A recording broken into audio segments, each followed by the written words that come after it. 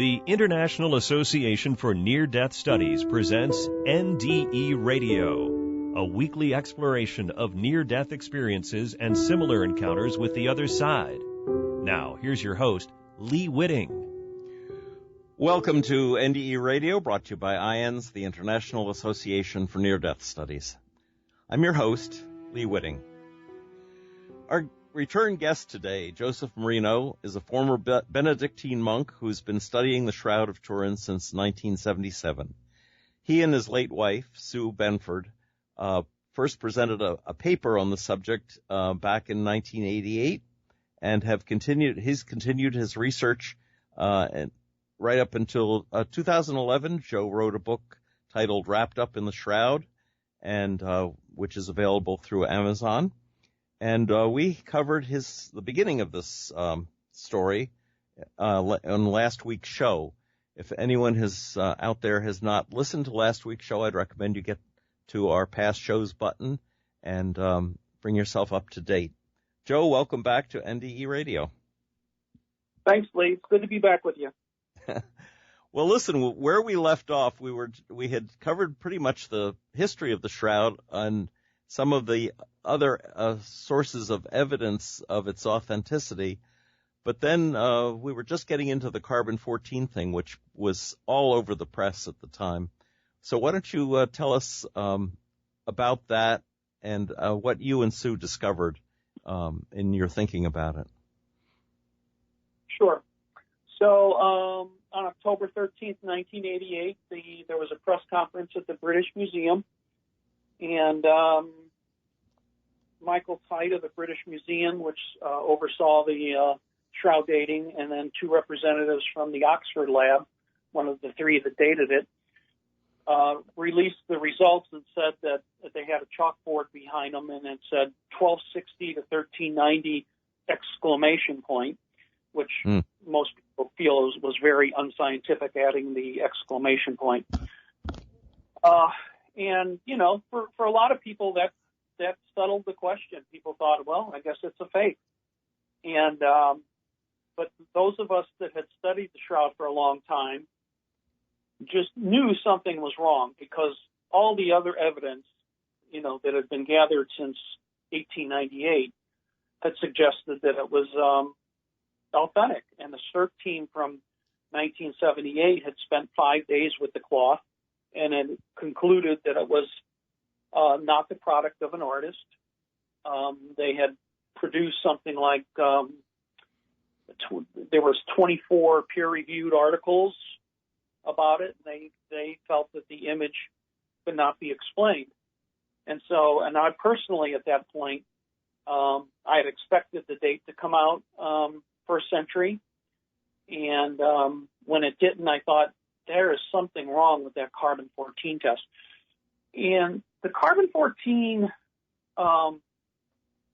test can be accurate, but I think it's certainly overrated. There's plenty of dates that I have found to be wrong, and sometimes they don't even know why it's wrong, and they often throw out a carbon-14 test even if they don't know why it was wrong.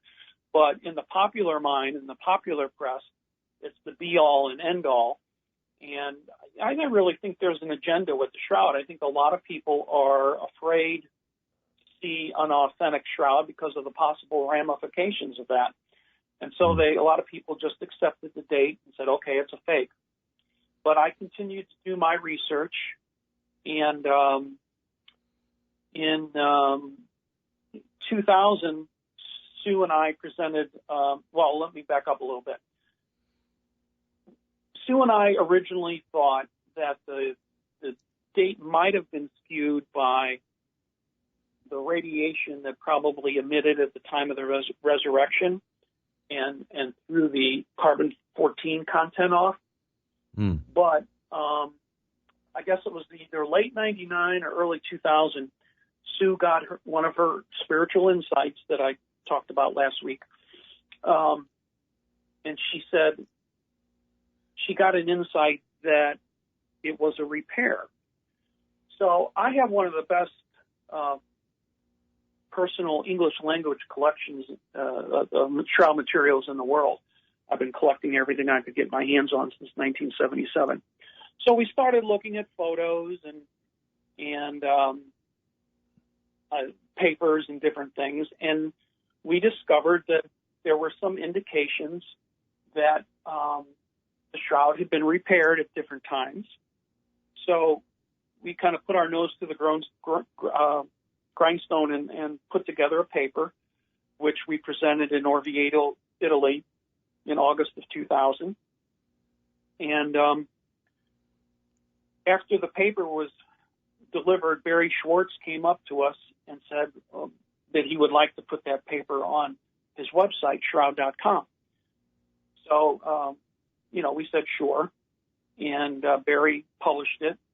And the Sturp chemist Ray Rogers, who had initially accepted the carbon-14 results, kind of took Barry to the task and kind of complained that Barry was publishing stuff from the lunatic fringe. That's Ray Rogers doing part of the lunatic. Ray was really the only person in the world that would be able to prove or disprove it, because he still had samples from the main part of the shroud that he had from the study in 1978. And he also had part of the Reyes sample, which was right next to the C14 sample, and so probably had the same characteristics. And he told Barry, I can prove these people wrong in 5 minutes. And Barry said, well, Ray, go for it. So about an hour and a half later, Ray called Barry back and said, I can't believe it. I think they're right. So Ray ended up writing a paper in a high-end chemical journal called Thermochimica Acta, and he concluded that he had found dye and cotton, and the shroud is all linen and shouldn't have cotton. Yes. And cotton is easier to dye, so he found a mordant, a binder that bind the cotton to the cloth. He found a spliced end, spliced thread with cotton at one end and linen at the other, and he concluded that there was a repair there. It was done to fool the eye, to make it look like the original shroud, and there was a technique known in France, we found out later at the time, called invisible French reweaving. Mm-hmm. It takes a lot of time, but it was owned by the House of Savoy at that time, and they certainly would have had the time and money to do it. It was owned by Margaret of Austria at the time, and she had access to the best weavers in the world, and they would have been able to do this invisible reweaving. I was listening to a negative podcast the other day, and the guy says, well, if they would have been able to see when they took the sample if there was an invisible reweaving. It's like, well, if it's invisible, you're not going to see it. Exactly. And then, Ray wasn't content with his own findings. He sent some samples to a microscopist named John Brown, who's now deceased, and he confirmed Ray's findings. And then there was a 9-person team at Los Alamos National Laboratories that also got one of the Reyes samples, and they confirmed Ray's findings. And then eventually, Ray was actually given a leftover sample of the C14 sample in 1988. It kept a portion aside, and he found the same, as he thought, he did find the same chemical characteristics in the C14 sample as he had in the Reyes sample, and he concluded in his paper that the sample used for the C14 dating was not representative of the main shroud, and thus the C14 date was invalid. Well, this was almost 15 years ago that this discovery was made. Why haven't they done another sample from the original shroud? Well, church politics, and some scientists believe that, that unless they have more information, they're not sure another C14 test would be appropriate at this time. There are other dating methods, actually. We can get into that possibly, but the opinion is divided on whether another test should be done, especially given the fact that the shroud was kept in a container which was sprayed with thymol, and that killed bacteria and different things. And some scientists believe that would skew the C14 content, and that's why a lot of them wouldn't want to see another C14 test done. But there's an Italian scientist named Giulio Fanti who did 3 different tests, dating tests, and the combined range that he came up with was I think it was 33 BC plus or minus 250 years. And then Ray Rogers had also come up with another way to date it based on the amount of vanillin left in the cloth. And if you combine that with the other 3 tests, the range for the 4 tests, Giulio's three tests and Ray Rogers' vanillin test, the range is about 50 AD plus or minus 250 years. So that puts it in the 1st century range. So the conference in Catania that was held recently addressed that C14 test and said that the data was suspect. The labs did not release their raw data.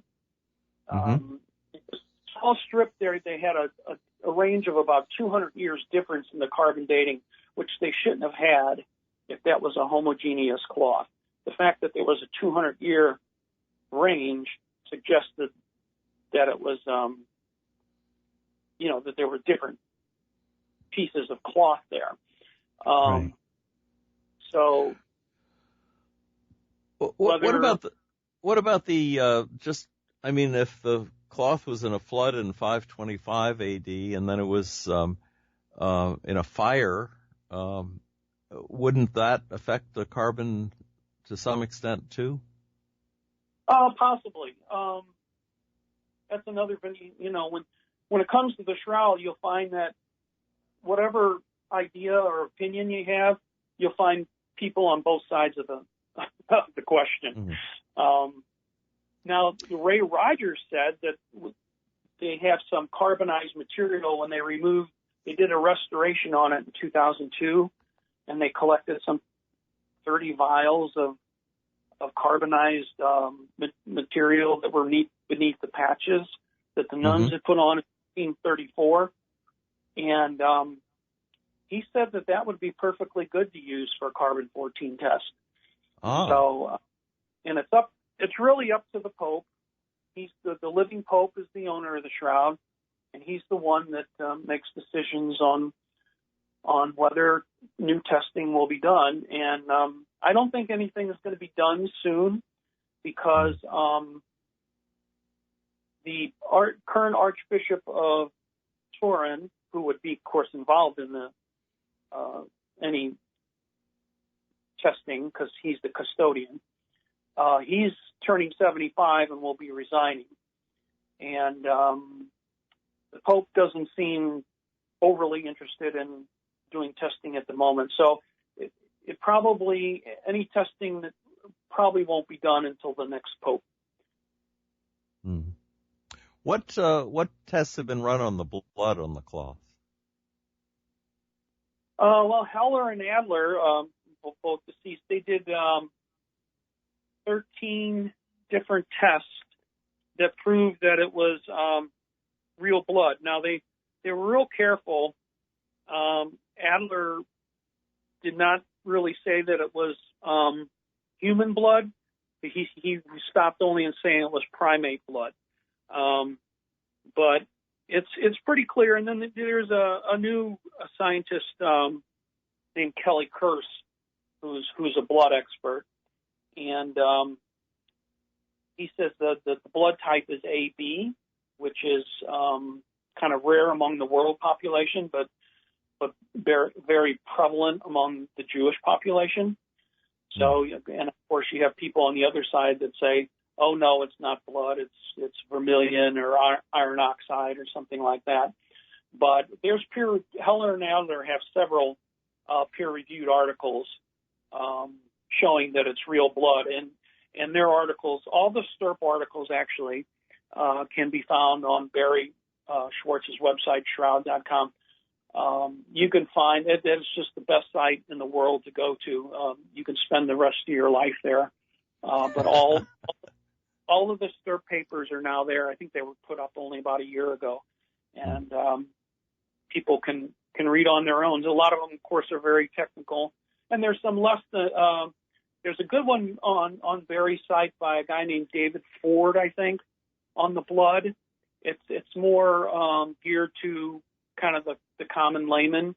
I might suggest that people look at that article if they're interested in the blood. And you can look up articles by the title or by the author, and the author, that one is David Ford, Ford, and he's got a good one on the blood that people can read.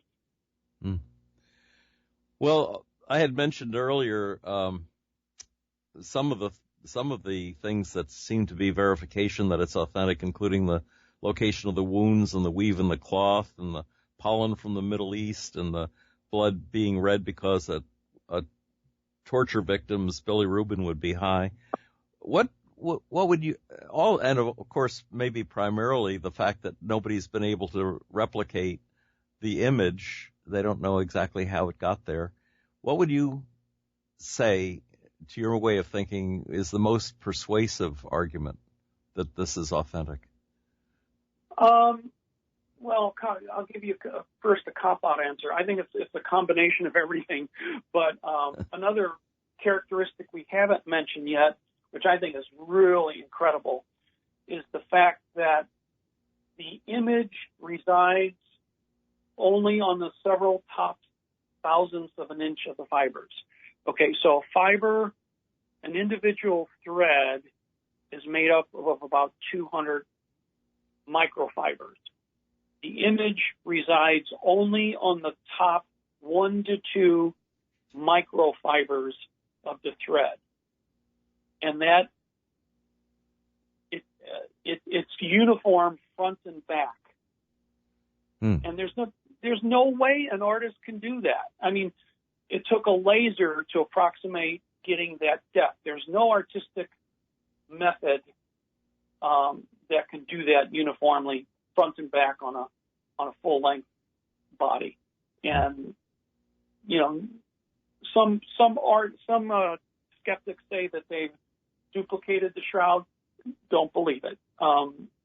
They can get something that remotely looks like the shroud image, and keep in mind they use the actual real image of the shroud to make their image. So what did the original shroud artist use for his model? But nobody has been able to duplicate getting the chemistry and the physics right. So, you got a three-dimensional, negative, superficial, uniform intensity image. There's just, I've got a friend of mine that gives shroud lectures, and he says, well, I'll give it 10% that, an artist may have been able to do it. I'm nowhere near 10%. I'm about as close to zero as you can get. When you and Sue talked about this, you must have envisioned the moment of resurrection. How did you see it? Did you see it as a burst of light? Did you have any insight as to what it might have looked like? Not really, but I think personally now, I do think that some sort of light is probably the most likely explanation. And light includes some heat, but it's obviously whatever it was very controlled. Of course, we cannot reproduce a resurrection in a lab, but you'll find a lot of scriptural references about light related to God. And I do think, if you take what the Italian scientist said, can you imagine a 1/40 billionth of a second burst of light? I don't think it can 100% prove the resurrection, but boy, you're not going to get any better evidence than this, I think. I think it's very easy to connect the image on the shroud, even though we can't prove it, to connect that with the resurrection. Because there's no other person in the world that, rose from the dead. And I think I think God always leaves room for a little bit of faith. In hindsight, I said previously I expected the 1988 date to come out first century. And in hindsight, I thought, no, that would have been too easy. God it would never make it that obvious because he wants people to have faith. And so I think one of the reasons for the shroud is to make us think and to make us ask more questions, and not necessarily to kind of prove it, although for many people it comes close to doing that. And I'm aware of many people, actually, myself included, whose life was turned upside down by the shroud, and it led me to the monastery and it led me out of the monastery. And I'm aware of a lot of other people, including the STURP scientist, whose lives it changed. There's a scientist named John German on the STURP team who was agnostic, and he's a Christian now because of his study on the shroud. So I think it's there more to make us think than anything else. Barry Schwartz, who does Shroud.com, gave a TED talk that I watched where he makes quite an issue of the fact that he's Jewish, and yet he's running this largest of websites on the shroud. And have you ever talked to him about how it might have affected his faith? Oh yeah, Barry and I talk all the time. I guess there's a similarity there. People wonder why he hasn't converted to being Christian, if he believes it's authentic. Mm-hmm. And he kind of feels like his credibility is actually elevated by the fact that he's not a Christian. But he did feel that the shroud helped him come back to his own Jewish faith. And I think Barry, like, Sue and I, we feel that God has called us to a special mission with it. And, we have to go with what we feel God is calling us to do and not what other people expect us to, how to react. Of course. Well, there is also Messianic Judaism. There's some very serious Jews that I know who believe that Jesus was their Messiah, and it fits perfectly into their faith. They're very comfortable with all of the traditions of Judaism, and the fact that Jesus was Jewish, especially, puts the icing on the cake, so to speak. Where do you think this? I was going to ask you where. Well, you're doing a conference at Redeemer University College in Canada. Yeah. That's coming up in August. Talk a little about what you're going to be discussing there. Well, I have a 75-minute keynote address called "The Invisible Reweave and Other Challenges to the 1988 C14 Dating," a review. And so I have about 90 slides with it, and I'm going to be talking about all the evidence that Sue and I that I've accumulated since Sue died, all the evidence for the reweave. And then I also address like 6 or 7 other possible explanations of why the C14 dating was wrong. I'll tell you what, 75 minutes sounds like a long time, but I'm going to need every minute of that. And I think I'm going to probably I wouldn't be surprised if I go a couple minutes over. But, and I also have two 30-minute presentations. And this has to do with a possible image formation hypothesis that Sue and I worked on in the early 2000s. And it's really kind of outside the box.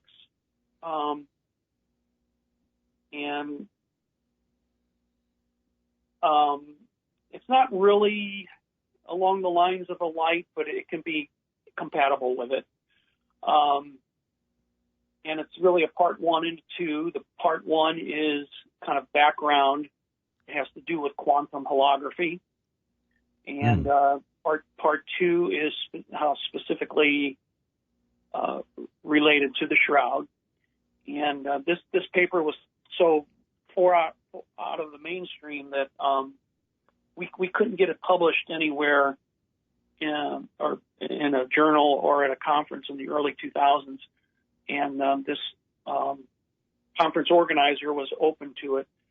So we had 4 versions of the paper, and I combined them all and have 2 20-minute presentations that I think people are going to probably raise some eyebrows with it, but it should be fun. Yeah. Well, there seems to be, now this is just my impression. I'm going to ask you if I'm right on this, but suddenly a much more revived interest in the shroud right about now. And I'll give you some examples that last year, apparently, they came up with a 3D life-size model of the body based on the shroud, which there are pictures on the internet about. It was beautifully done. In April of this year, the Museum of the Bible in Washington, D.C. announced plans for a permanent shroud display. May 4th, 2 months ago, there was a dedication of the Museum of Holy Shroud at the Cathedral of St. John in Shreveport. And then on the 23rd of May, the Catania conference that we mentioned. And now you're going to be speaking in August in Canada. So is this out of the ordinary that there's so much going on right now? It does seem a little more intensive than normal. As I say, I kind of keep up day to day with things and kind of keep aware of the different things that go on. And of course, usually the shroud's most popular around Lent and Easter time, and secondarily at Christmas time. But I think because, the Turin Shroud, the Turin Center has had some workshops on conservation, and then there's been the news about the raw data from the 88 dating that came out, and they renamed the center in Turin recently. So there has been quite a bit more activity recently. It would be nice if they would allow some testing. The next public exposition is going to be 2025, but I've heard that they're going to bring it out just for World Youth Day sometime later this year. I guess within the next couple months. To put it on display in Turin. Yeah, just for the World Youth Group. Oh, but not for the general public? Correct. That won't happen until 2025. 2025. I would think that, given all the problems the Catholic Church has seen in these current days, that they would want to remind people of these essential elements of the faith that people forget. They get caught up in the day-to-day news and they forget the importance of the essentials of faith. They get lost in the politics and the details. Anyway, let's see. Joe, tell the audience how they can find your book, where they can find your book, and any other books that you might recommend on the subject. Okay, my book you can find on Amazon, and for some reason it won't come up if you search by my name. but it will come up if you looked up the title, Wrapped Up in the Shroud, A Chronicle of a Passion. And then Sue's autobiography is called Strong Woman, and that's also available on Amazon as well. And both books can also be gotten at Barnes and Noble as well. As far as other books, one of the most comprehensive recent ones is called Test the Shroud by a friend of mine, Mark Antonacci, that came out in 2015. I would also recommend really any of the books by Ian Wilson. He's a top-notch writer. I think he's had 3 or 4 books on the Shroud. His 2010 one, for some reason, wasn't marketed in the United States. I think I got mine from Amazon UK. But there's a ton of them out there. Barry's got a book list section on his site. As I say, if you go to his site, you can spend hours and hours and days there. Well, you said a lifetime, but it would be a lifetime well spent, I'm sure. Hey, Joe, thank you so much. I'm sorry we're out of time, but thank you for doing 2 shows with us. And I would just like to encourage listeners who perhaps caught this show but not the past one to go to our past shows and look up last week's show with Joe on our website at nderadio.org. For information on IANDS and the upcoming IANDS conference in Valley Forge, Pennsylvania, check out that website, IANDS.org. And join us again next Monday, 11 a.m. Eastern, for more NDE Radio. This is Lee Witting saying thanks for listening.